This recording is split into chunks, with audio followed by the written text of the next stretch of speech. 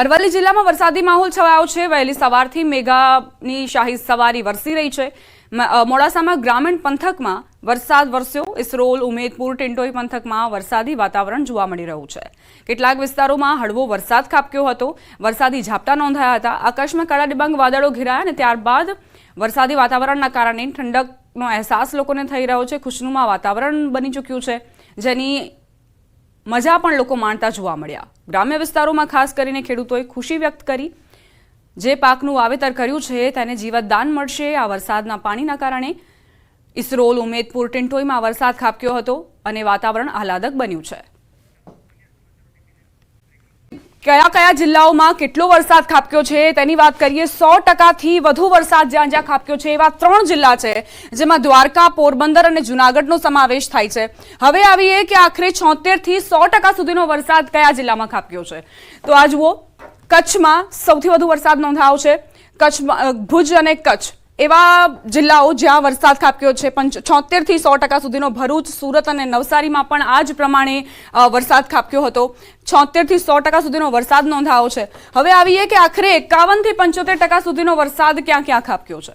તો આ એવા જિલ્લાઓ છે જામનગર, મોરબી, રાજકોટ, અમરેલી, ભાવનગર, પછી ઉત્તર ગુજરાતનું મહેસાણા, મધ્ય ગુજરાતનું આણંદ, વડોદરા અને નર્મદા, દક્ષિણ ગુજરાતનું તાપી, વલસાડ। આ એવા જિલ્લાઓ છે જ્યાં વરસાદ ખાબક્યો।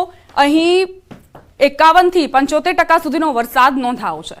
હવે આગળ વધીએ અને વાત કરીએ કે આખરે જૂજ ડેમની શું સ્થિતિ છે। જીવાદોરી સમાન જૂજ ડેમ ઓવરફ્લો થયો છે। નવસારીના વાંસદામાં આવેલો છે આ ડેમ। જૂજ ડેમની સપાટી 167.55 મીટર સુધી પહોંચી છે। નીચાણવાળા વિસ્તારના 24 ગામોને એલર્ટ કરાયા છે। ડેમમાં 84.650 પાણીની આવક નોંધાઈ છે। વાંસદા, ચીખલી અને ગણદેવી તાલુકામાં આવેલા 24 જેટલા ગામોને એલર્ટ રહેવાની સૂચના અપાઈ છે। નદી કિનારે ન જવા માટે વહીવટીતંત્રએ લોકોને સૂચન આપ્યું। નવસારી જિલ્લામાં આવેલા બંને ડેમ ઓવરફ્લો થતા ખેડૂતોમાં ખુશીની લહેર વ્યાપી છે। જિલ્લાના જૂજ અને કેલિયા ડેમ ટીડીઓ હર્ષદ ભોજકના ઘરેથી બેનામી 73 લાખ રૂપિયા રોકડ મળ્યા છે। લાંચિયા હર્ષદ ભોજકના ઘરેથી 4 લાખના સોનાના બિસ્કિટ પણ મળ્યા। કેસ નોંધાયા બાદ એસીબીએ લાંચિયા બાબુના ઘરે તપાસ કરી હતી। ગઈકાલે એસીબીએ લાંચિયા અધિકારીઓને દબોચ્યા હતા। આસિસ્ટન્ટ ટીડીઓ અને એન્જિનિયર લાંચ લેતા ઝડપાયા હતા। 20 લાખની લાંચના કેસના અધિકારીઓ પકડાયા છે। લાંચિયા આસિસ્ટન્ટ ટીડીઓ હર્ષદ ભોજક અને એન્જિનિયરનો ભાંડો ફૂટ્યો।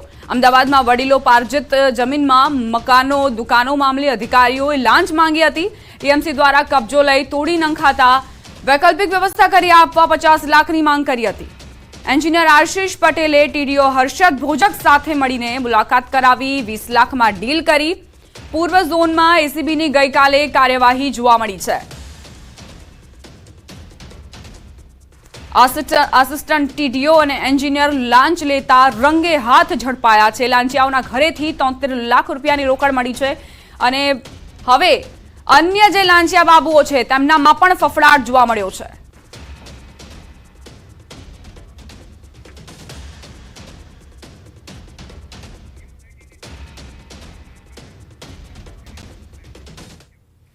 સંવાદદાતા સંજય લાઈવ જોડાઈ ગયા છે। જે લાંચિયા બાબુ છે હર્ષદ ભોજક, તેમના ઘરેથી સંજય, અત્યાર સુધી શું હલચલ, શું ગતિવિધિઓ તમને જોવા મળી?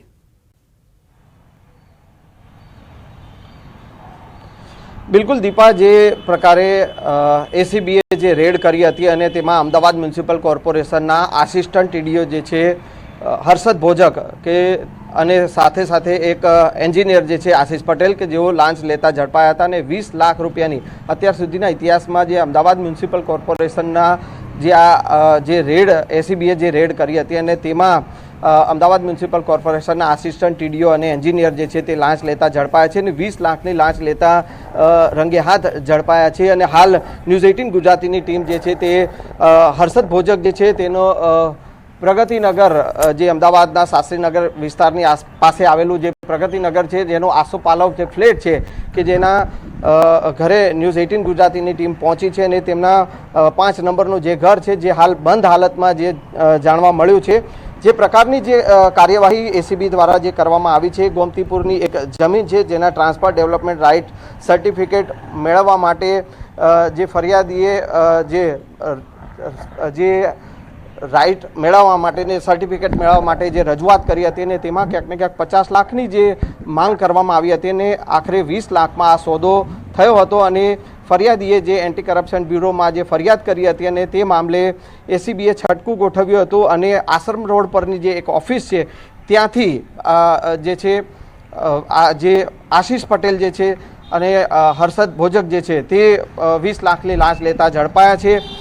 હર્ષદ ભોજકના ઘરે જ્યારે એસીબીએ વધુ તપાસ માટે જ્યારે તપાસ કરી ત્યારે 73 લાખ રૂપિયા જેટલી રકમ રોકડ રકમ મળી આવી છે. સાથે સાથે 4.5 લાખ રૂપિયાના સોનાનું બિસ્કિટ જે છે તે મળી આવ્યું છે. એટલે કે એસીબીએ હવે આ સમગ્ર મામલે કાર્યવાહી હાથ ધરી છે અને અપ્રમાણસર મિલકત મામલે તેમની હર્ષદ ભોજક સામે કાર્યવાહી થઈ શકે છે. જે પ્રકારે રાજકોટમાં જે ટીઆરપી ગેમ ઝોનમાં જે ઘટના બની હતી, આગની ઘટના બની હતી અને તેમાં ટીડીઓ જે છે મનસુખ સાગઠિયા જે અપ્રમાણસર મિલકત અને કરોડોની મિલકત તેમની પાસેથી જે ઝડપાઈ હતી અને એવો જ સાગઠિયા જેવું ઘટના જે છે તે અમદાવાદમાં જોવા મળી છે અને અમદાવાદના પૂર્વ ઝોનના આસિસ્ટન્ટ ટીડીઓ હર્ષદ ભોજક અને એન્જિનિયર જે છે આશીષ પટેલ એ બંને એસીબીના છટકામાં રંગે હાથ 20 લાખની લાંચ લેતા ઝડપાયા છે. જી સંજય, સામાન્ય રીતે એવું જોવા મળતું હોય છે કે આ જે લાંચિયા બાબુઓ હોય છે તે પોતાના સ્વજનના નામે મિલકત ખરીદે જેથી તેમના નામે એવું કંઈ નોંધાયેલું ના હોય, તપાસમાં બહાર ના આવે, એટલે એ દિશામાં પણ તપાસ આગળ વધશે અને ખાસ કરીને બેંક એકાઉન્ટ્સની પણ હવે તપાસ જરૂરી બની ગઈ છે. બિલકુલ દીપા, જે પ્રકારે એસીબીમાં જે ફરિયાદ મળી હતી અને એ ફરિયાદના આધારે જે છટકું ગોઠવવામાં આવ્યું અને 20 લાખની લાંચ લેતા તો આ બંને જે સરકારી જે કર્મચારી સરકારી બાબુઓ જે ઝડપાયા છે. પરંતુ ત્યારબાદ જે એસીબીએ જે હર્ષદ ભોજક જે છે તેમના આજે પ્રગતિનગરનો આસોપાલવનો જે ફ્લેટ જે છે તે ફ્લેટમાં તપાસ હાથ ધરી હતી અને તે તપાસમાં જે છે 73 લાખની રકમ રોકડ રકમ જે છે તેમના આ ફ્લેટમાંથી મળી આવી હતી અને જે નોટો જે ગણવા માટે મશીન પણ લાવવું પડ્યું હતું અને તે પ્રકારની સ્થિતિ સર્જાઈ હતી. સાથે સાથે સોનાનું બિસ્કિટ પણ મળી આવ્યું હતું.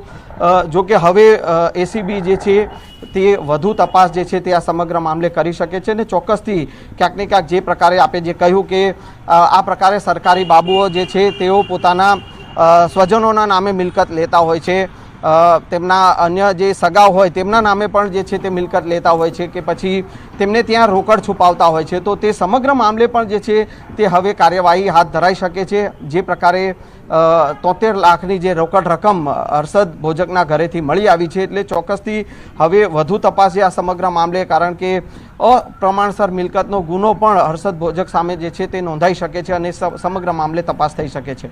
જી દીપા. સંજય, આજે આશીષ પટેલ છે, શું તેના ઘરે પણ આ જ પ્રમાણે એસીબીની ટીમ પહોંચવાની છે? ત્યાં પણ તપાસ કરવામાં આવશે? જેવી રીતે હર્ષદના ઘરેથી 73 લાખ રૂપિયા મળ્યા છે એવી રીતે જ આશીષના ઘરે પણ તપાસ કરાશે?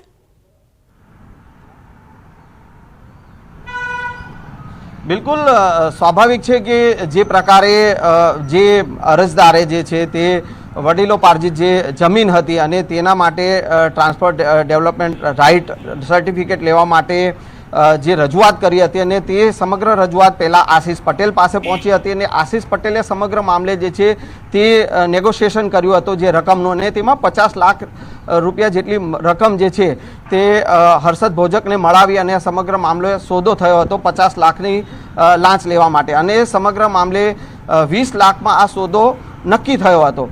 અને એ સમગ્ર મામલે જે છે આશ્રમ રોડ પરની જે ઓફિસ છે ત્યાં આ 20 લાખની રકમ જે છે તે ફરિયાદી પોતે લઈને આવશે અને ત્યાં આ સમગ્ર છટકું ગોઠવાયું હતું અને તે છટકામાં જે છે આ બંને બાબુઓ જે છે સરકારી બાબુઓ તે રંગે હાથ ઝડપાયા છે. ચોક્કસથી જે પ્રકારે હર્ષદ ભોજકના ઘરે જે સમગ્ર મામલે તપાસ થઈ રહી છે તેવી જ તપાસ જે છે તે એન્જિનિયર જે છે આશીષ પટેલ જે છે તેના ઘરે પણ થઈ શકે છે અને ત્યાં પણ એસીબીની ટીમ જે છે તે સમગ્ર મામલે તપાસ કરી શકે છે. જી દીપા.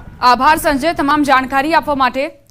તો અત્યારે એન્જિનિયર અને સાથે જ ટીડીઓ બંનેના ઘરે તપાસનો દોર જોવા મળી રહ્યો છે. જે ટીડીઓ છે તેના ઘરેથી 73 લાખની રકમ મળી આવી છે. એસીબીના છટકામાં બંને અધિકારીઓ ઝડપાઈ ગયા છે અને હવે એસીબી ધીમે ધીમે આગળ તપાસ કરી રહી છે. તેમના પરિજનો પાસે કેટલી સંપત્તિ છે તેને લઈને પણ તપાસ કરવામાં આવશે.